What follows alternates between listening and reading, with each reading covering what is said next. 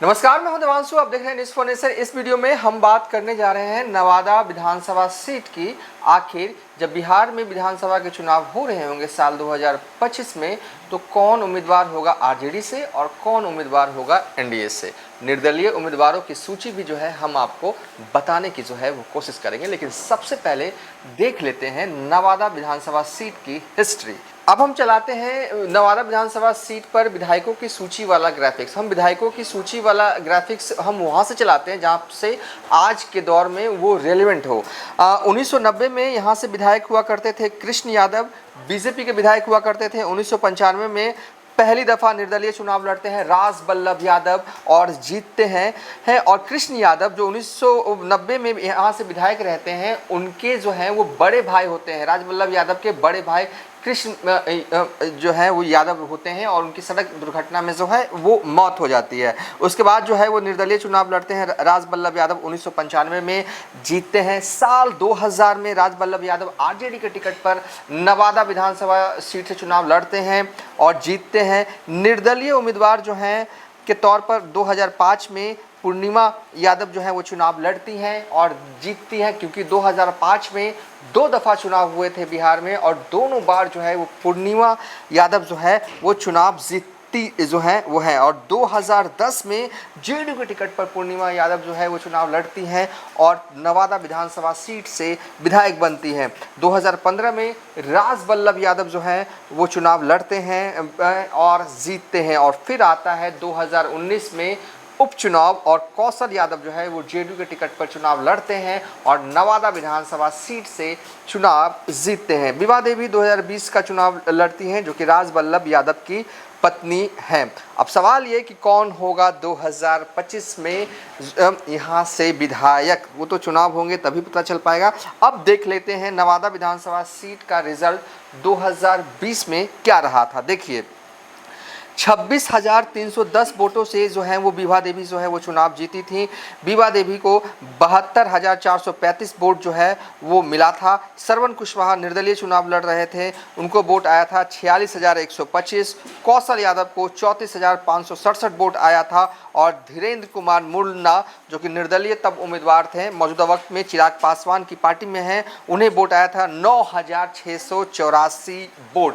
अब देख लेते हैं नवादा विधानसभा सीट का जातीय समीकरण। बिहार में चुनाव हो और सब कुछ जो है ना वो जाति पर भी जो है वो निर्भर करता है। तो नवादा विधानसभा सीट का जातीय समीकरण कहता है, देखिए जातीय समीकरण हम जब भी किसी विधानसभा सीट का बताते हैं तो हम ये कि एक बात ज़रूर कहते हैं कि जो आंकड़ा हम बता रहे हैं वो मोटे तौर पर जो है वो आंकड़ा बता रहे हैं, क्योंकि अब 2025 आ गया, 2020 से 25 आते कुछ वोटर जो हैं वो ऐड होते हैं और कहीं ना कहीं ये मोटे तौर पर आंकड़ा है, सिर्फ जानने के लिए, समझने के लिए कि एक समाज के लोग जो हैं वो लमसम तौर पर इस विधानसभा सीट पर कितने हैं। तो नवादा विधानसभा सीट का जातीय समीकरण कहता है कि भूमियार और ब्राह्मण की आबादी वोटर्स के रूप में यहाँ पर 70,000 है। यादव समाज के लोग जो हैं यहाँ पर 55,000 हैं। अति पिछड़ा जो है वो 55,000 है। SC ST को मिला दें तो करीब उनकी आबादी वोटर्स के रूप में 50,000 है। मुस्लिम और कुशवाहा को अगर जोड़ दिया जाए तो 30,000 वोट है और वैश्य समेत अन्य जातियों का वोट जो है यहाँ पर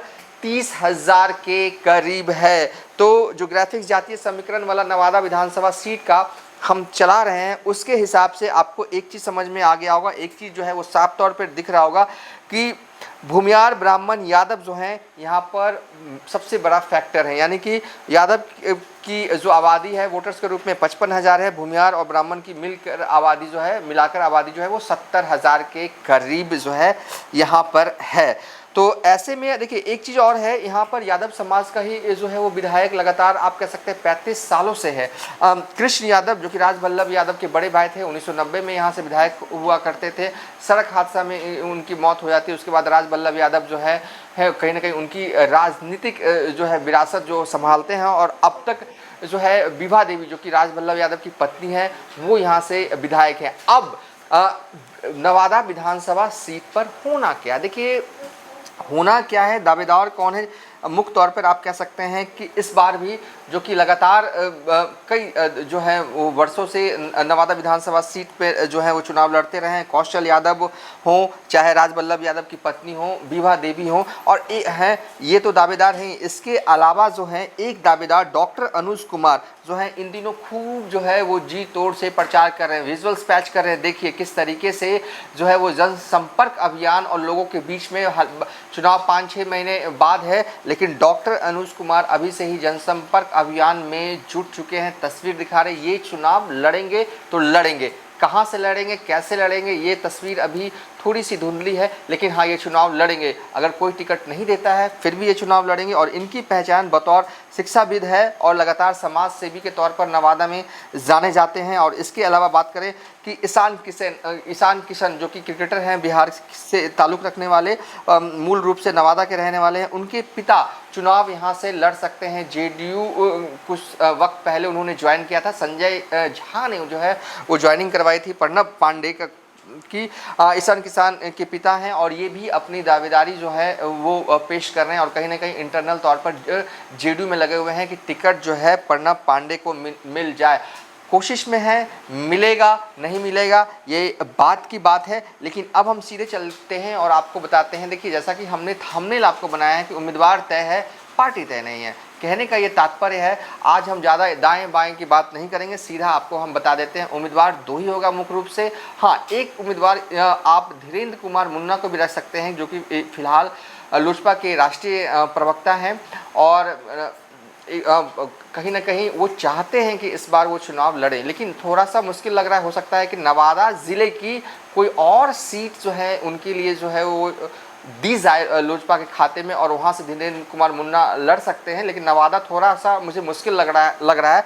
लेकिन बीते विधानसभा चुनाव में नवादा विधानसभा सीट से उन्होंने लड़ा था चुनाव और करीब 9,684 वोट जो है उनको मिला था।